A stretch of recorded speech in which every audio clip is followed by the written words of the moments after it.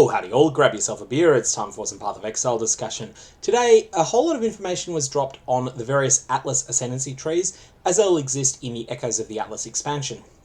I wanted to talk about the Haewark Hamlet and Tirns End options that are available in this video, and give my thoughts as to which ones are the best and the worst, and why.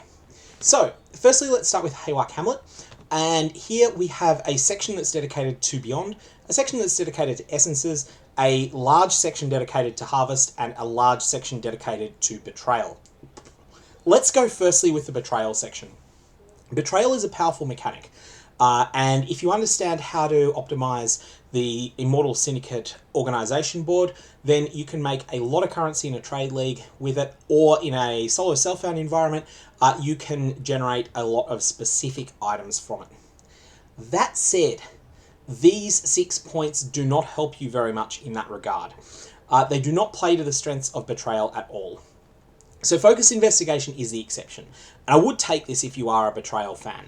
And the reason you take this is because areas have within Haewark Hamlet, so zones, map zones, have a 10% chance to grant an additional Jun mission upon completion. This is powerful. This line of text is very powerful. The first line about increased favour makes it quicker to target various hideout decorations if you're into that meta. But bribery and intelligence gathering are mediocre or bad. The reason for that is that bribery increases the chance of getting various bargain options, for items, but that will decrease the ability that you have to manipulate the organizational chart. It will remove some of the choices you would get. Some of the most powerful parts that you can do within the Betrayal content is maneuvering around that chart, and every time that you get the option to take a bribe, you're going to lose that. So for that reason, bribery has a high opportunity cost for a fairly low gain in comparison. Intelligence gathering also does very little because it's not really Immortal Syndicate Safe House intelligence that's the limiting factor. It's your ability to manipulate the organizational chart. And so I don't think intelligence gathering is particularly good either. So that's why I would not take much into this section at all. Take Focus Investigation if you're really keen on Betrayal, but otherwise skip the whole area. Now, we have the Beyond section here. Now, Beyond here does not give you any assistance in actually spawning Beyond encounters. Not much, anyway. Rare monsters in areas spawn an additional Beyond portal when slain is going to make it so that you will get slightly more Beyond monsters spawning. But it's not going to give you the sort of chain reactions that people might be thinking of in terms of how Beyond can work in a really heavily juiced map. Ultimately, there's also per demon, which is a great pun based upon per diem, a daily payment for when you're away from home for work. The per diemon is a payment for killing various rare Beyond demons. It gives you a 35% chance to drop an additional basic currency item.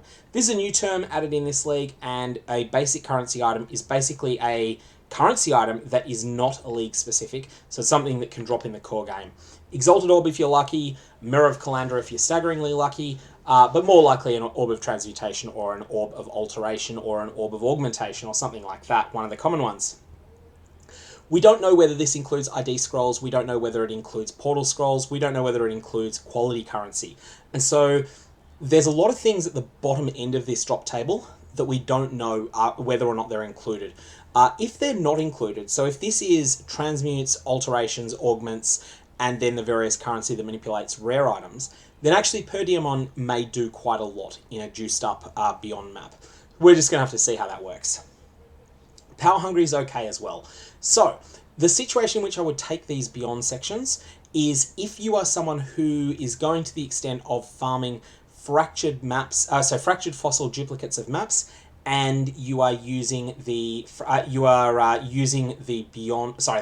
the harvest mechanics in order to get the fractured maps to have locked Beyond on them. In that case, then I would suggest that you definitely take these, if you're going to be running Haewark Hamlet maps, that is. Otherwise, I don't think there's enough support for Beyond to really do this, unless you're using massive amounts of scarabs, in which case you're probably not watching this video because you feel like you know it all already, and you probably do. Next up we have the Essence section, and The thing with essences have been a mechanic that people have thought has been weak in Path of Exile for a while, but they're not totally weak. They're just very niche. Essences are basically a Chaos Orb that guarantees one specific mod, and that specific mod is sometimes something outside the normal mod pool. The ones that are particularly strong in this state of the game are the various options that allow you to craft 51 to 58 to a stat on any slot that's not a weapon. This is really powerful on stat stacking builds. Stat stacking builds can get a lot out of getting 51 to 58 intelligence on a Shaper Crystal Belt they might be using. It's a roll that they could not even get 30 intelligence without it. So for that reason, there is some niche use for essences. And if you're looking to farm essences, Amplified is so powerful that you'll have to invest 4 points in it. So, in solo self-found, if you're playing a stat stacking build, Amplified is a necessity. In a trade league, there will be people using Amplified, and those people will be potentially flooding the market with essences. It's hard to predict where they'll end up, but I do think this is going to be a very good league for people that want to experiment with essence crafting to just trade for a lot of the higher tier essences, the deafening and the shrieking essences. Amplified, when it says that essences are a tier higher, that means that if you would have had a screaming essence appear, an enemy appear with a screaming essence inside it, it'll be a shrieking essence instead. Okay, controlled corruption is a prerequisite for Amplified, and it's okay too. Then we have the Harvest section, and everything on Harvest is going to come down to how powerful Harvest is. Harvest in 3.11 was so powerful that no other crafting methods were viable in that league. We don't know whether it's going to return in actual item editor form like we had in 3.11, or whether it'll be a more toned down version. One thing that needs to be said about Harvest, though, is that it is one of those mechanics that tremendously widens the gap between high-end players and more casual players. More casual players will see a Harvest craft, will not be part of all of the various trading discords in which these crafts are used, and they'll fritter them away on just whatever gear they happen to be wearing. Whereas higher-end players will see absolute gold in some of the powerful crafts. The key question, though, with Harvest, I think there are two key things that will determine how powerful it will be. Firstly, will base the things that mimic an annulment orb, but with a lot of control, will those crafts still be around? So these will be things like remove a fire modifier from an item. If that's gone, then Harvest will be a lot weaker for top-end players than it was in 3.11. And actually, that'll have pretty minimal impact on casual players. On the flip side, there's also the crafts that add a specific type of mod to an item. These are very powerful, but they'll be a lot weaker in the absence of the remove crafts. So everything about the weighting of these sections of this tree comes down to how powerful Harvest is. That said, I would default to say that if you're a power gamer, Harvest is probably the best thing on this tree for you. You'll find that the Grove's Call, just giving you a chance to get the Sacred Grove, Nature's Favour, especially Nature's Favour, this mechanic is really powerful. And the Wild Fruit will give you more access to some of the really rare, really exotic crafts that you can get. So, all in all, I'd say that the Harvest section is something that if you're a power gamer, you need to take it. If you're not a power gamer, if you're more of a casual player, then I would take this if and only if you are willing to put a lot of research into whatever Harvest crafts you get. You'll need to be a part of trading discords to use these in a trade league. Otherwise, they'll just end up going to waste. So that's Haewark Hamlet covered. My suggestion is that everyone take the Harvest section probably, depending upon exact mechanics. Focus Investigation if you're interested in Jund mechanics. Otherwise, take Amplified as the default. Per Diamond if you're pretty sure that you can use beyond mechanics well. Tirns End. Tirns End has a whole section on the abyssal depths parts of abysses. So when you follow an abyss for a while, there is a chance that it will end in a treasure chest. That's an abyssal trove, and abyssal trove abysses get nothing from these mechanics. Otherwise, it will enter into a portal into an underground realm. These are the Underground Kingdom. These are the Abyssal Depths. The Underground Kingdom mod is going to give you a massive chance for maps in Tirns End to have an additional abyss, then it will have a chance, it'll double the chance of getting an Abyssal Depths in your map and quadruple the chance overall to get an Abyssal Lich. This is a really good node if you're in solo self-found and you want a specific Abyssal Lich unique, such as Shroud of the Lightless. In a trade league, I don't see this being all that good a choice, mostly because the Abyssal Liches, whilst they're not very common in the normal game, they're common enough that that the market is flooded for all of their uniques usually. Buried Riches, we don't know how good this is going to be. Again, we've got that term basic currency items that is not well defined yet, and we don't even know how many basic currency items are being dropped. But that said, there are a lot of hordes in Abyssal Depths that do not contain an Abyssal Lich. So this will be maybe a consolation prize, but maybe even you'll be happier when you don't get an Abyssal Lich if you get Buried Riches to proc instead. So yeah, we'll have to test this one out. But my gut says this could be quite good, and if you like running the underground Abyssal Depths, then this is something that's a must-take. Lightless Legion's an interesting one, in that it gives a massive boost to the monsters within Abyssal Depths. This is going to be an increased XP in particular, and also a slight increase to the amount of loot that you get from these Abyssal Depth zones as well. The other thing is it's just going to make them feel a bit better because there's going to be monsters everywhere to kill. There's not going to be as much walking around an empty underground zone. Lightless Legion, I think, is a reasonable spot to spend points without being great.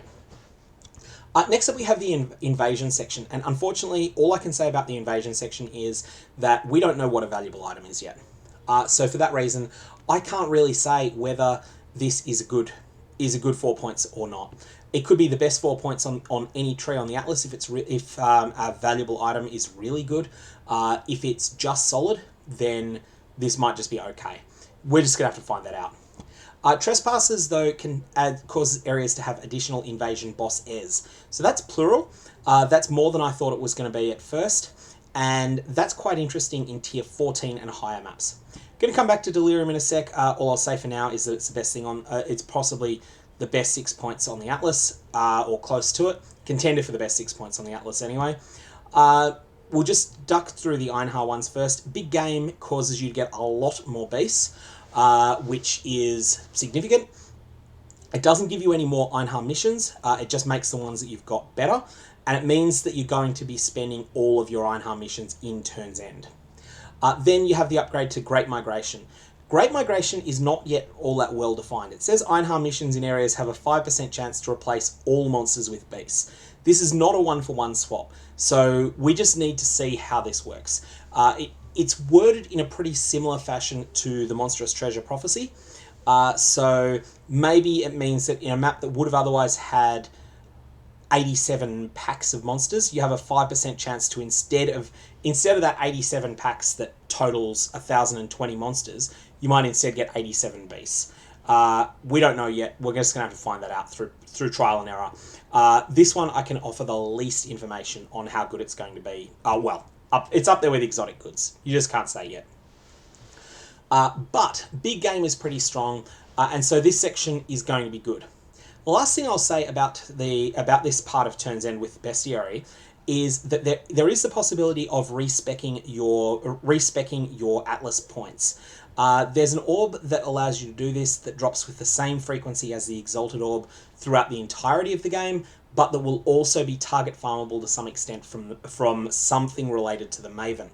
And as a result, this may well be a strategy where when you get halfway through the league and you realise, you know what, I've got 57 Einhar missions saved up, at that point you might want to unspec 4 points that you've got somewhere else, put them into the Great Migration section, and then just run 57 Tirns End maps back to back with Big Game and Great Migration and using an Einhar mission on each.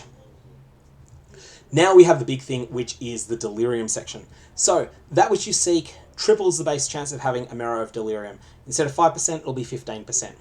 Now, it's not a flat 3 times the number of Delirium Mirrors that you see, because there are other factors that will add to the chance of getting a Delirium Mirror as well. So you're 5% by default, but it could be 7% in practice, which then goes to 17%. And the reason for that is that the chance of getting a Mirror of Delirium starts at 5%, but it increases for each league event present. So that can be things like a Blight, things like a Metamorph. All of these increase the chance of getting a Delirium Mirror. And so that which you seek, though, is just going to be a huge increase to the amount of loot that you're getting per map in Tirns End. Now, you have two ways you can specialize Delirium, and interestingly, these almost run at opposite points to each other, at opposite ways to each other. So, Greater Forces makes Delirium much harder and much more rewarding. So, Delirium in areas increases 50% faster with distance from the mirror. So this means that if you needed to get 6 screens away from the mirror to reach, say, 40% Delirious in a map normally, and I am just making that number up, then when you're only 4 screens away from the mirror, you'll be at 40% Delirious with Greater Forces. That's going to mean that you can get further away. You're going to have more of the map will be under heavy Delirium, and so the monsters will be more difficult and more rewarding all through the map. Greater Forces is going to be incredible once your character is a literal walking god. Until that point, Greater Forces may add too much difficulty to Delirium encounters to be worthwhile. Note also that this only applies to Delirium from the mirror. It does not have any synergy whatsoever with Delirium orbs. Then on the other side, we've got the Singular Eternity, which does the opposite thing. Delirium fog in areas dissipates 25% slower. That makes Delirium more forgiving, gives you more time to run through a map, killing everything that you can. And also, Delirium fog in areas lasts 10 additional seconds before dissipating. This just basically makes Delirium encounters more forgiving than they'd otherwise be, letting you run Delirium before you're ready for it. Whereas Greater Forces is more rewarding you once you're able to dominate Delirium encounters in normal maps. Now, the key thing that I want to take away from Tirns End, there's 2 key things that I want to point out here. Firstly, Lightless Legion enables you to get item level 86 Stygian Vices much earlier than you normally could. You can get these in tier 13 maps from Abyss encounters if you've taken Lightless Legion. That's something to keep in mind. And in fact, Lightless Legion will enable you to get a massive amount of item level 86 crafting bases, which is very valuable in a trade league. So do keep that one in mind. Your Abyssal Depths are going to be an absolute fountain of item level 86 plus Sorcerer Boots, Hubris Circlets, all of those good things that will be able to get you well set up in crafting yourself if you're into doing that. But otherwise, the other thing that needs to be said about Tirns End is that it is probably quite sensible to hold off on increasing monster tier, map tier in this zone for a little while. And the reason I say that is that all of these Delirium options will give you a lot of Delirium mirrors in maps, and a tier 8 map with a Delirium mirror is more lucrative than a tier 16 map without a Delirium mirror.